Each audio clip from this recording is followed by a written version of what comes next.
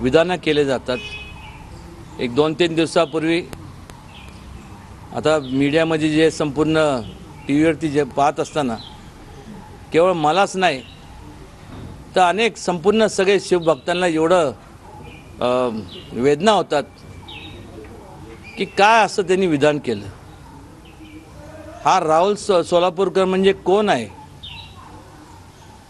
आणि त्यांनी जे विचार त्यांनी जे तो जो म्हणाला लाच, मला वाटते असे लोकांना ज्यांनी लाच घेतात यांना लाच पलीकडे काय समजत नाही।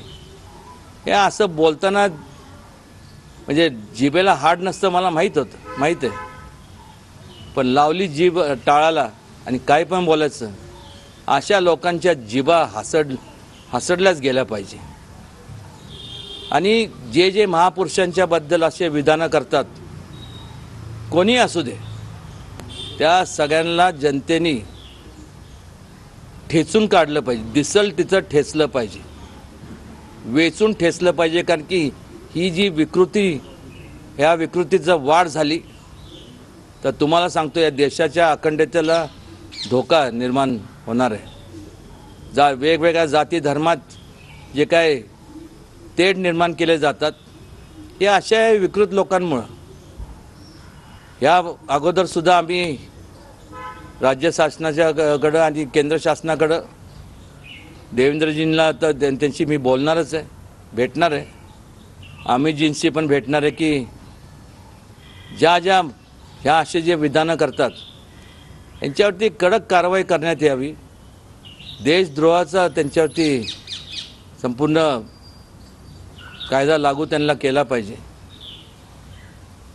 छत्रपती शिवाजी महाराजांचे जे विचार आहेत हे जर आपण जपलं नाही तर तुम्हाला सांगतोय देशाचे तुकडे व्हायला फार काळ लागणार नाही। आणि ही असे जे विकृत विधानं जे करतात हे त्याला कारणीभूत आहे।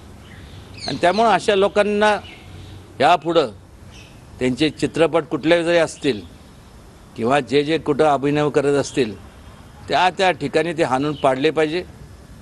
जे कोण फिल्म इंडस्ट्री मधले जे काय प्रोड्युसर, डायरेक्टर किंवा जे काय संपूर्ण जे असतील या लोकांनी सुद्धा अशा लोकांना थारा दिला नाही पाहिजे। ह्या लोकांना गाडलं पाहिजे। ह्या लोकांना जर गाडलं नाही तर हा देश, या देशाच्या अखंडतेला चा प्रश्न आहे आणि जास्तीत जास्त याचा मी कठोर शब्दात निषेध करतो। खरं तर मला जर विचारलं आता असं वाटतं त्याला गोळ्या घालून मारलं पाहिजे।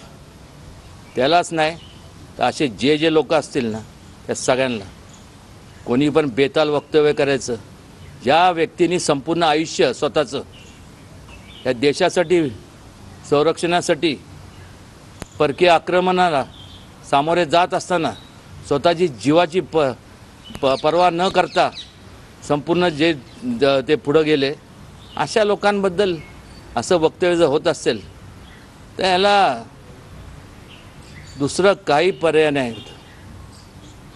फार बोलण्यापेक्षा मी एवढंच सांगेन, तो जिथं दिसल आणि असे लोक जे कोण महापुरुषांचे अपमान करत असतील